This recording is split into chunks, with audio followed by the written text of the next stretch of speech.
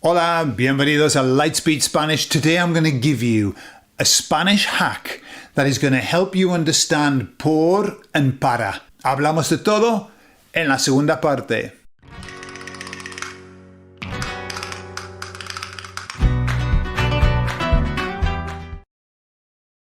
So por and para in Spanish is so difficult for us to grasp because in English we only have one, which is for.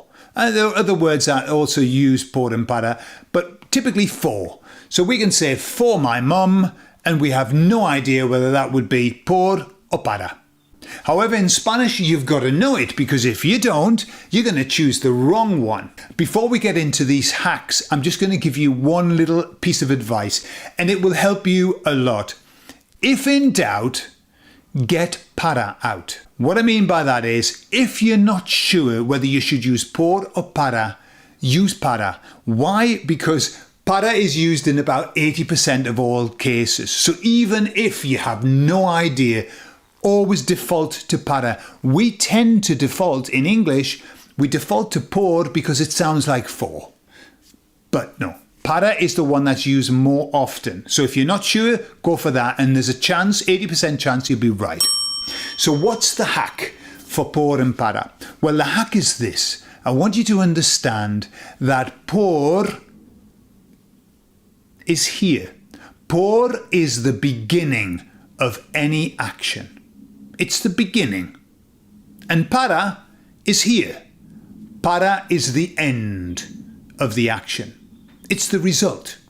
So what do I mean by that? Por is your motivation. It's the motivation. It's the reason why anything is done. And para is the outcome that doing it gets you. Let me explain.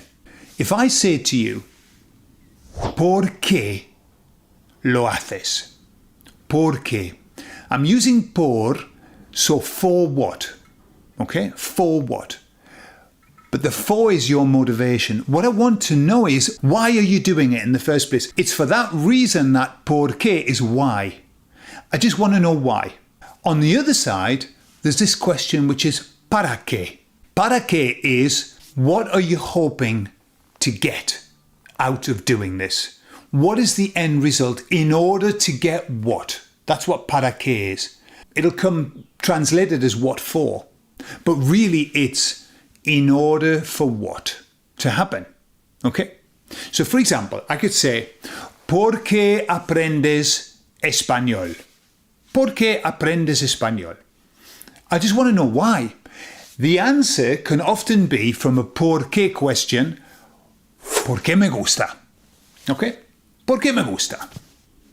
Because I like it. It doesn't really tell you any of the reasoning, what you're hoping to get from your Spanish. It's just, why are you doing it? What set you off? What was your motivation? ¿Por qué me gusta? Okay? Quite often, the por qué question gets a porque sí. Because. Why are you learning Spanish? Because. Yeah? Porque quiero. Because I want to. So all that's given you is the motivation. It's at the beginning of an event. But if I say, ¿para qué necesitas tu español? ¿Para qué? Right? In order for what? What does it get you having your Spanish?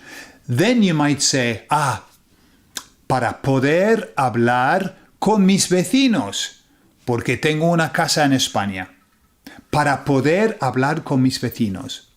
Now that is, in order to be able to talk with my neighbours. So this is the practical end of it. The para is, what are you going to get out of it? What's the end result? Watch out. Because ¿por qué? When somebody says ¿por qué? ¿Por qué aprendes español? Porque me gusta el español mucho. Okay? Fine. But when somebody asks you a para qué, and you answer with para qué, then you're going to have to use the subjunctive. I'm sorry about that. Bad news. But hey, hay que aprender el subjuntivo también. So when you say, ¿para qué aprendes el español? The person says, para poder hablar con mis vecinos, to be able to speak. But if they use para que pueda hablar con mis vecinos. Para que pueda. And pueda, instead of puedo, is a subjunctive. So just watch out for that. When you use para, if you can just bolt on a verb, para poder hablar, para conocer mejor el país, then you just put para and then the verb. But sometimes that doesn't work. And sometimes, hey, you want to use the subjunctive. Para que conozca yo mejor el país, la cultura. And so, por is the motivation, and para is the end result. ¿Por qué? Why are you doing it in the first place? ¿Para qué? What are you hoping to achieve through doing it? There'll be more tips on por and para en el futuro, pero de momento os dejo con eso. Es una idea, un concepto muy importante. Hay que mantener ese concepto en la mente. Y, ojo, si tienes duda, es mejor elegir para que por. Hasta luego, os quiero mucho.